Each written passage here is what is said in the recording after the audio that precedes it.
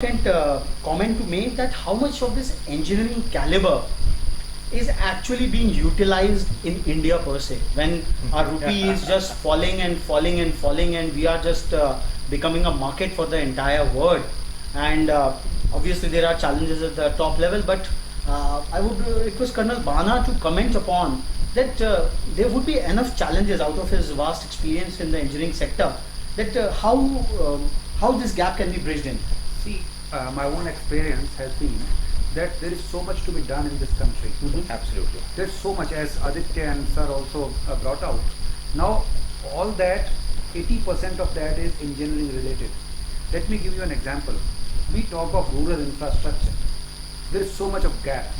And until unless you bridge that gap of rural infrastructure development, you won't have this country developing in an integrated and holistic manner. We had Pura concept initiated by our previous president, APJ Abdul Kalam. And Pura 1, Pura 2, I had my interaction with Ministry of Rural Development. I even presented a paper last year in a seminar on how the micro level, public-private partnership can address that. Now, the engineers can play a vital role in that. Our entry-level engineers and lesser experienced engineers can play a vital role, because you see, we have so much of demand of infrastructure development, but the development agencies, whether district development authorities or the block level or the village level, they do not have projects ready to be awarded. No, there are very few people who will prepare the project for tendering. So how do those projects get taken off? On one hand, you have dearth of infrastructure. On the other hand, you have so much of money being returned by states unspent. Absolutely. And half of this is wrongly spent. Now, if you have projects prepared, right? So one point which came to my notice and which I shared in that seminar also is that we have very innovative, after all, how do you develop infrastructure using government money? You have to find the find the lowest cost, right? So how do you do that? That is why the problem is. I'll come to you. Always been talking of lower cost. But it is the Better costing design. the Design, costing, sir, elegance of design. is totally haywire. You know, sir, one could be a modification. That great Indian jugaad could be like this: that we have a well-established system of Swiss approach method of price discovery. In Swiss approach, what is done is, if I am a promoter, I come with a project to you as a developing agency, like district development authority, and I say, here is this village road, I would like to develop, I have this report ready, I would like to develop it in so much money. Now, in that approach, okay, fine, that person's report is kept because he has invested some money in that.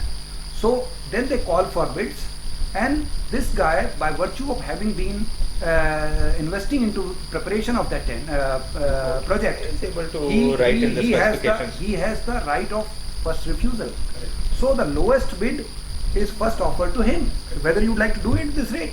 If he gets profit, Agrees to that, yeah. Otherwise the other one can do it. So department gets a prepared project in return. So I would like to intervene over here, because the audience out here is not the government officials. Yeah, I know. So it's predominantly on a similar line. Yeah. Engineering Watch had initiated this entire concept of eGov campus.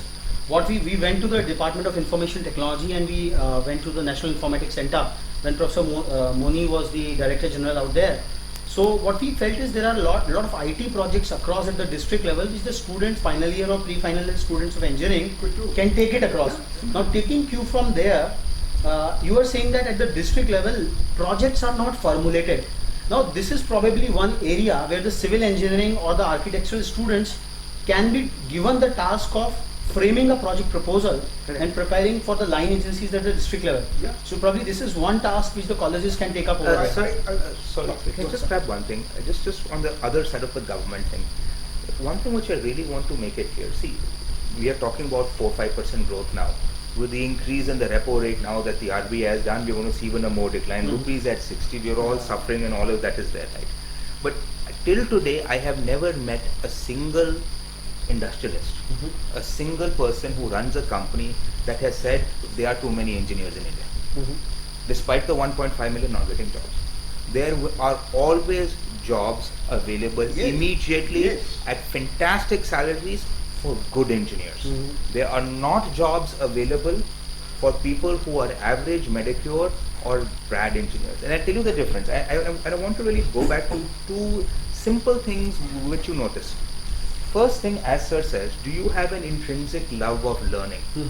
Right? Because the moment you graduate from your engineering college, you go to any major corporation, one of the hidden questions they will ask is, what do you read?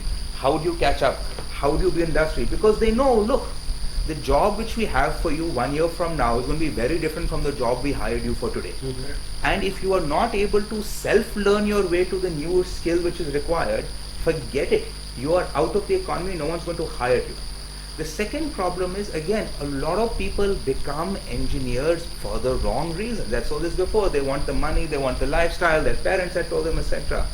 And there's only so far you can get by just slogging and going out. The guy arrives at 9:30 in the morning, at 5 o'clock he's trying to find a way to go home and etc. do that. Companies don't want those guys. No one will hire that. Today, the US is facing a shortage of engineers. Why not send our 1.5 million dollars? They're happy to take them. So what are the redressal, like how we can... whole globe is going facing to an be- engineering shortage. By 2020, there's going to be 60 million. Understand the volume. 60 million shortage of skilled persons who can really work to deliver the growth rates that are required in order to sustain the population of the globe. And the So our salaries are there. institutions have got the real... And the salaries are there. The Uh-huh. salaries are there. It's not that they're unfunded jobs. Yeah. People are willing to pay. In fact, an annual report of the Engineering UK, it says that UK has doubled up its engineering student production every year till 2020 to meet up their growing expectations. So this is just a... Are our policies adequate enough to support these engineers study and develop themselves and possibly take up jobs elsewhere? So probably No, IITians are... the- proactiveness, let me be frank with you. I talk to my colleagues in Silicon Valley. They see a good engineer.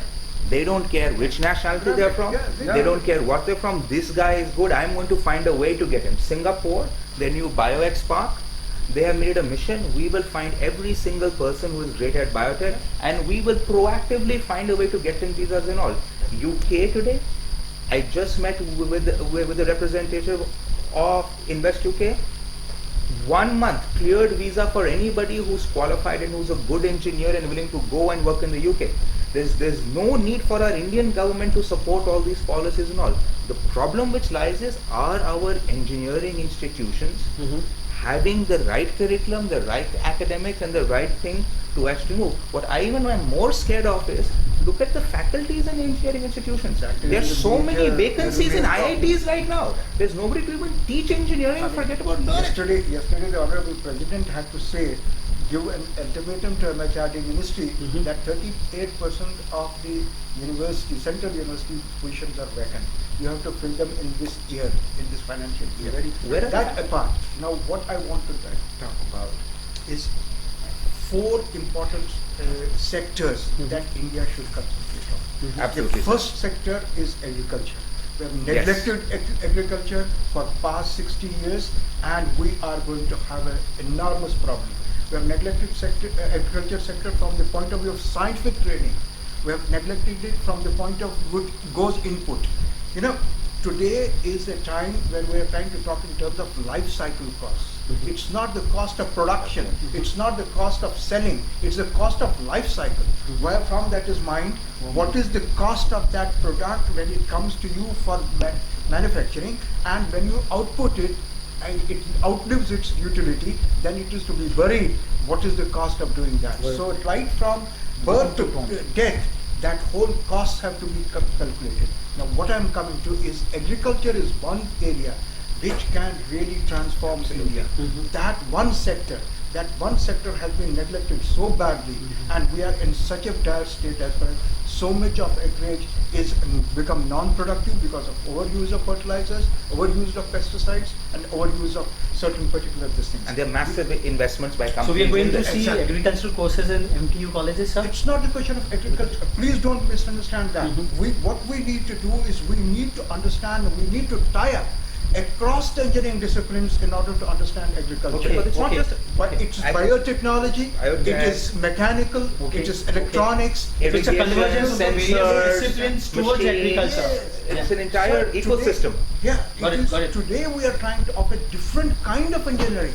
We are not talking of engineering, you know, these silos, vertical silos that we have put engineering into is going to be dismantled, and if we are not ready for that, we're gone. I think we we got have a to lot of set- questions from our viewers regarding this, like, should I opt for a career in electronics or mechanical or computer science? So I think all these questions are answered in one go, Yes. that engineering is in a transformational phase and it's the age of interdisciplinariness. You just pick up any vertical and just learn its fundamentals, and above the board you will come in your third year or whatever.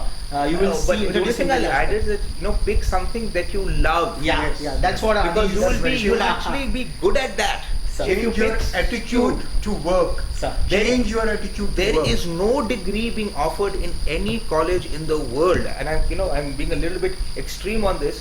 You graduate in anything that you love, and you will put your heart and soul. You will I think that make is money, the core of and you Adi's will novel. be happy. All of you should really go to Tantra and read his novel, where he has put this spirit very unequivocally. So The please, second sector. Sir. The second sector is going to be our infrastructure sector. Mhm. And I the think third that- sector is the health sector. And the Healthcare. fourth important sector is our housing sector. Mhm. Sir, Urban development. I'm not talking of housing per se as such. Mhm. It has to be having energy, it has to be having environment, it has to be having the capability to self-clean, self-maintain, and self-energy sufficient buildings. We have to go for that if we have to survive the coming 30 years. I'm confident about it that engineering solutions are available, already available. Mhm. The only thing is how to put them together, how to make them into a project and create buildings which are self-sustainable, which are self-recoverable, and most important of all, why did we start teaching geoscience? Mhm. India is a seismic prone country. We are an earthquake prone country, and if we are designing buildings which are not safe for earthquake, 4, 5, and higher this thing, we are doing a mistake. We are trying to. And we've advance seen the disaster. amount of deaths that have happened to the natural disasters in the last 5 to 10 years. Absolutely. We should have known that. We should have predicted. We should have designed Design buildings buildings. to withstand those. I think we have fairly addressed the first question of setting the expectations right.